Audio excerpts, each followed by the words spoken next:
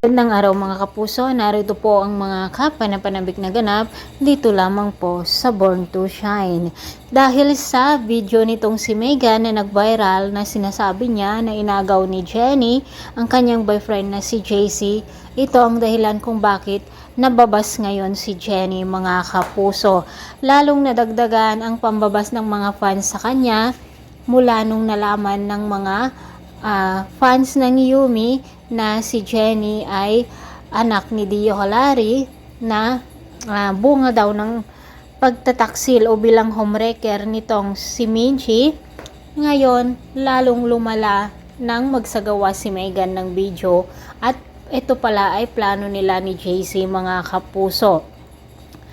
Dahil nga sa video rin nitong si JC o dito sa panayam niya kay Chika Nene, na totoo daw ang lahat ng sinabi nitong si Megan ay hindi matanggap ni Jenny dahil nga hindi naman ito totoo at nagsabunutan nga sina Jenny at Megan mga kapuso. Nandoon naman si Nate para ipagtanggol si Jenny, ngunit hindi na lang pinansin ni Jenny itong si Nate dahil nga alam din niya na galit si Nate sa kanya dahil dito kay JC. Bumaba nga ang rate ng Yumi mga kapuso dahil nga dito sa nangyayari kay Jenny. Ay nako naman direktor, nagtagumpay na naman itong si Megan. Kawawa naman ang ating bida. Diyos ko, pero palaban na rin itong si Jenny mga kapuso. At talagang masakit ang kanyang pakiramdam dito sa nangyayari. Ngunit sinabi naman ni Minchi at Perry na nandoon lang sila na susuporta at gagabay sa kanya mga kapuso, at nandun din ang kanyang kaibigan na bakla na si Basya.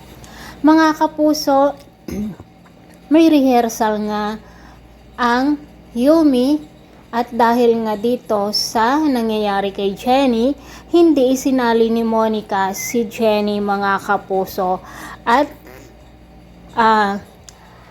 dumating siya na nagpa-practice na ang Yumi, ngunit sinabi ni Monica na hindi daw kasali si Jenny.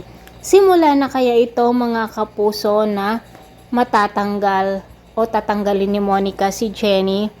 Sana nga mga kapuso no, at ang alam ko baka si Vanna ang magiging coach muli nitong si Jenny, diba? Kasi antayin natin ang pagbabalik ni Vanna o itong si Cheryl Cruz. Samantala mga kapuso, hindi naman hindi naman gugustuhin ng Nixie na matalo sila ng Yumi. Pero kung sakaling aalis itong si Jenny, baka aalis na din si Yuna at Nancy. O di ba mga kapuso, tuluyan ng magigiba ang Yumi na si Jenny ang nagbigay ng pangalan.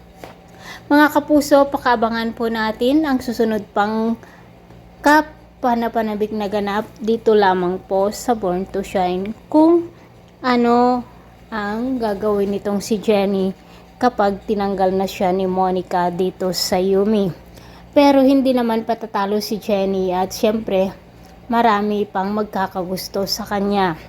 Ngunit nasira na nga ang kanyang pangalan dahil dito kay Megan at JC. Nako naman director, sana naman mag-iba na ang flow nitong Born to Shine. Sana naman yung may matutunan namang aral na huwag na lang palaging kontrabida ang nananalo. Thanks for watching. Bye-bye.